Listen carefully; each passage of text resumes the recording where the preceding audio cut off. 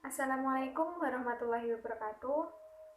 Di sini kami dari kelompok 1 akan mempresentasikan bab mengenai evolusi makna pembangunan. Sebelumnya perkenalkan terlebih dahulu, saya Yulia Indri Fitaloka. Saya akan membahas subbab pertama, yaitu mengenai pembangunan ekonomi.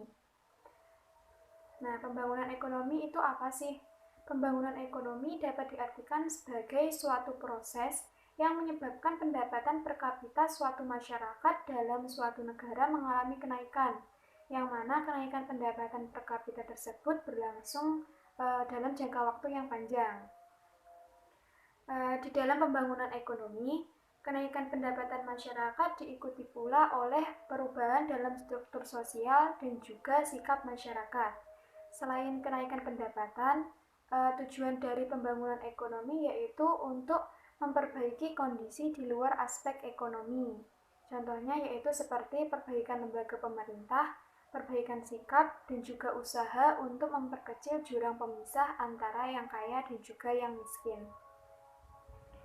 Selanjutnya ada 3 hal yang sangat penting berkaitan dengan pembangunan ekonomi, yaitu yang pertama pembangunan sebagai suatu proses, yang kedua pembangunan sebagai suatu usaha untuk meningkatkan pendapatan per kapita, dan yang ketiga peningkatan pendapatan per kapita yang harus berlaku dalam jangka waktu yang panjang. Nah, kita bahas satu persatu. Yang pertama, pembangunan sebagai suatu proses. Ini berarti bahwa pembangunan adalah suatu tahap yang harus dilalui ataupun dilaksanakan oleh setiap masyarakat atau bangsa. Sebagai contohnya yaitu manusia sejak lahir tidak akan langsung menjadi besar, namun harus ada beberapa tahap yang perlu dilalui oleh manusia tersebut untuk menjadi besar. Begitu juga dengan masyarakat ataupun penduduk dalam suatu negara harus mengalami beberapa tahapan atau proses perkembangan agar mendapatkan kemakmuran, ketentraman, dan juga kesejahteraan. Selanjutnya yang kedua, pembangunan sebagai suatu usaha untuk meningkatkan pendapatan per kapita. Maksudnya di sini yaitu pembangunan merupakan salah satu tindakan positif atau usaha yang harus dilakukan oleh setiap negara dalam meningkatkan pendapatan per kapitanya. Oleh karenanya, sangat penting dan sangat dibutuhkan peran masyarakat, pemerintah, dan juga semua elemen dalam suatu negara untuk berpartisipasi secara aktif dan juga berkontribusi untuk proses pembangunan ini. Dan yang ketiga, peningkatan pendapatan per kapita harus berlangsung dalam jangka waktu yang panjang. Dalam suatu perekonomian bisa dikatakan berkembang jika pendapatan per kapita dalam suatu negara cenderung meningkat. Akan tetapi bukan berarti pendapatan per kapita dalam negara tersebut harus mengalami kenaikan secara terus-menerus.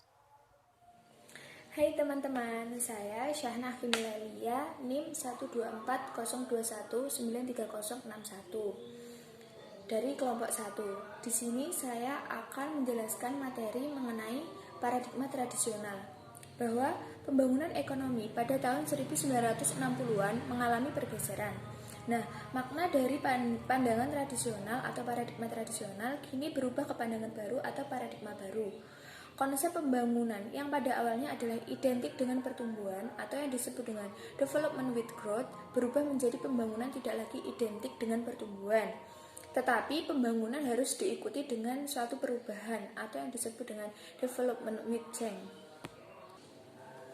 Nah, model pembangunan dengan strategi mengejar pertumbuhan ekonomi yang tinggi melalui pengembangan industri memunculkan berbagai permasalahan.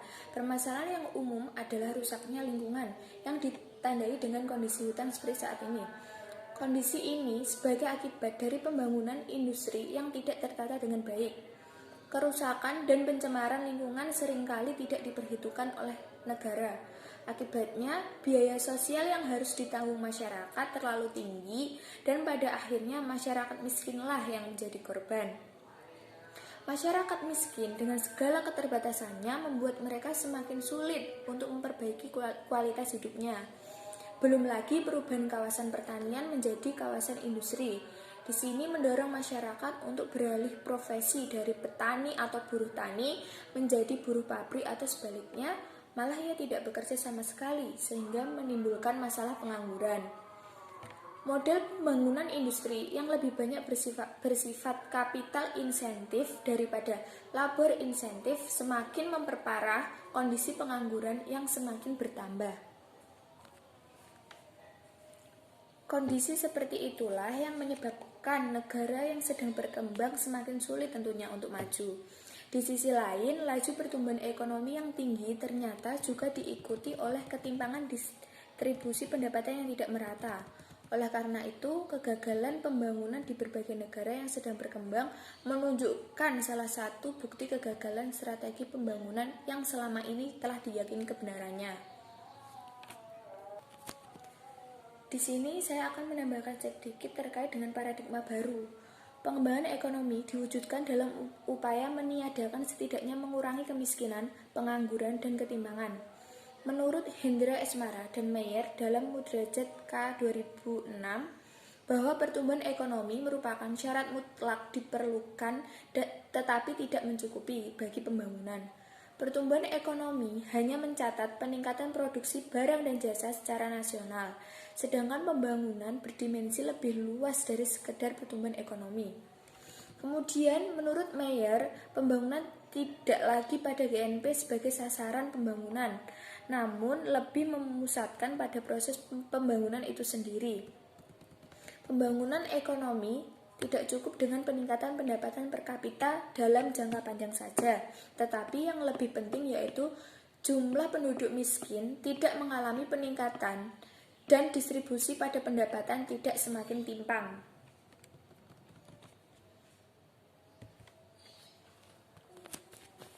Nah, berdasarkan dengan hal tersebut, maka pembangunan haruslah ditujukan pada perluasan kesempatan kerja dan pemerataan distribusi pendapatan. Hal inilah yang mendorong munculnya konsep baru dalam memahami makna pembangunan. Kemudian di sini saya akan membahas materi mengenai strategi pertumbuhan pendapatan dengan distribusi. Strategi pertumbuhan pendapatan dengan distribusi merupakan strategi pembangunan yang lahir dari kegagalan pembangunan yang mengutamakan pertumbuhan ekonomi saja yang diikuti dengan distribusi pendapatan. Pertumbuhan ekonomi yang tinggi tidak akan berarti kalau distribusi pendapatan dalam masyarakat ini timpang. Pengalaman di beberapa negara yang sedang berkembang menunjukkan bahwa pertumbuhan ekonomi yang tinggi tetapi juga sedikit dengan ketimpangan distribusi pendapatan yang semakin lama semakin lebar. Dengan demikian, strategi pertumbuhan dan distribusi merupakan strategi pembangunan yang tidak saja mengejar laju pertumbuhan ekonomi yang tinggi, tapi juga memperhatikan distribusi pendapatan masyarakat. Kemudian di sini saya akan menyampaikan terkait dengan tujuan dari strategi ini, yaitu mengurangi kesenjangan antara golongan kaya dan golongan miskin supaya tidak semakin mengalami ketimpangan.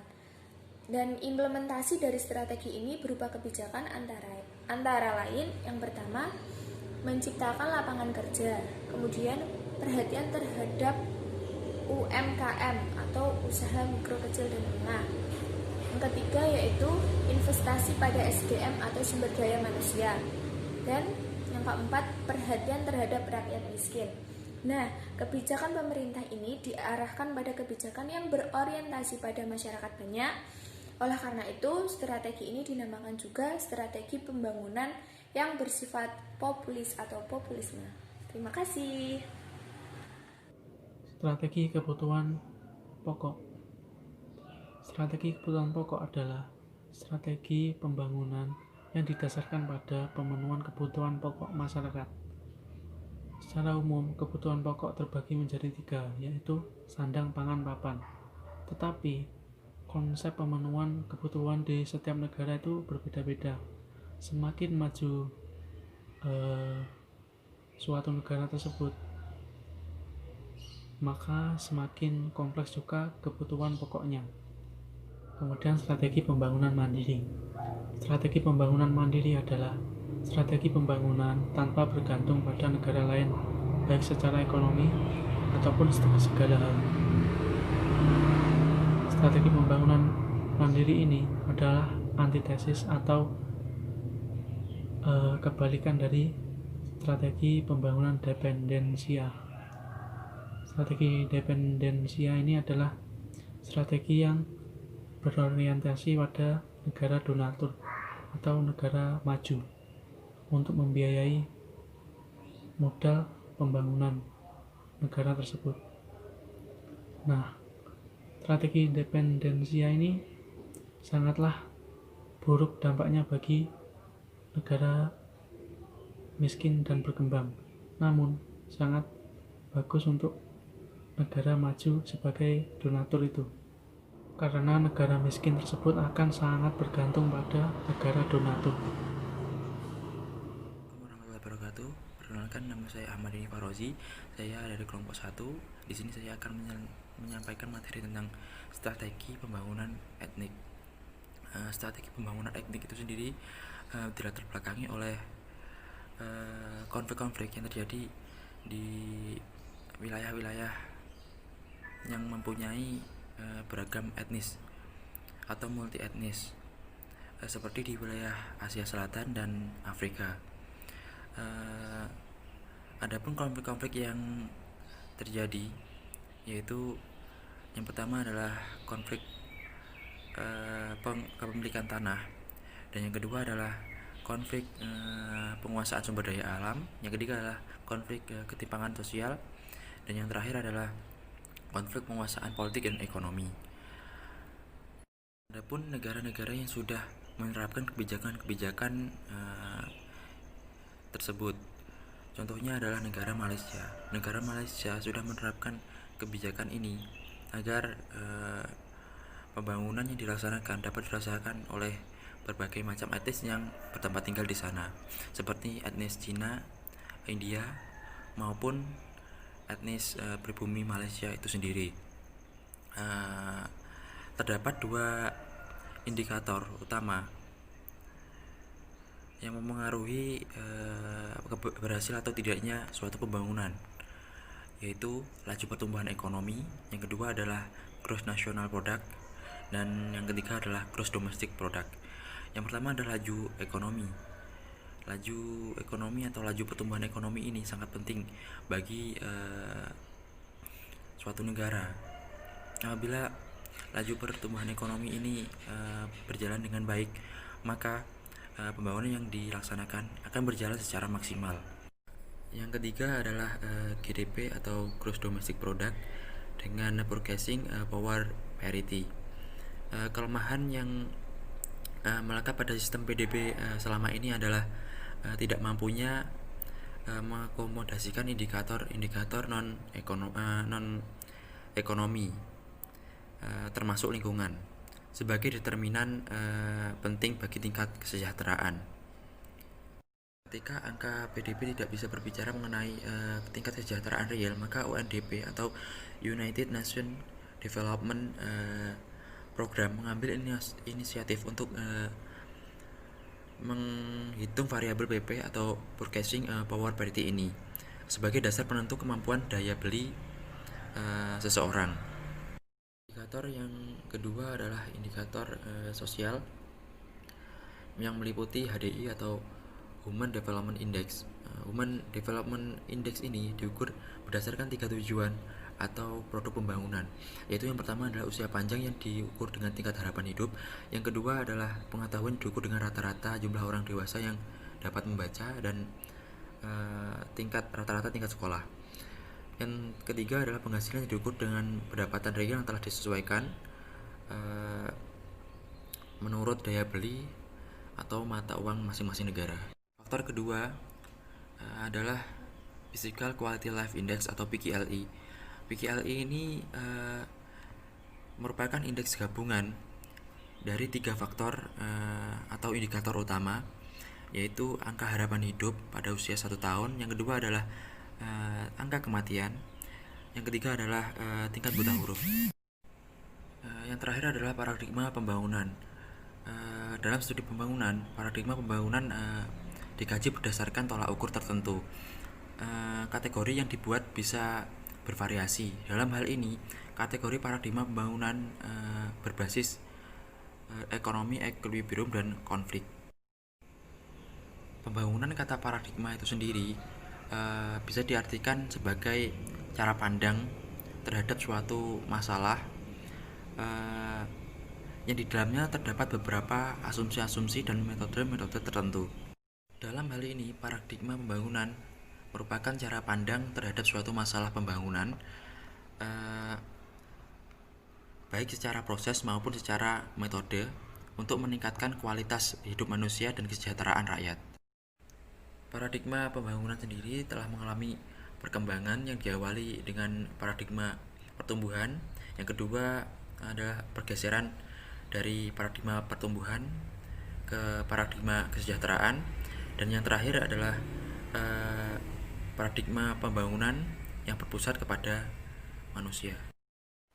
Sekian penjelasan dari kelompok kami. Apabila ada salah kata, saya mewakili kelompok kami meminta maaf. Atas perhatiannya, kami ucapkan terima kasih. Wassalamualaikum warahmatullahi wabarakatuh.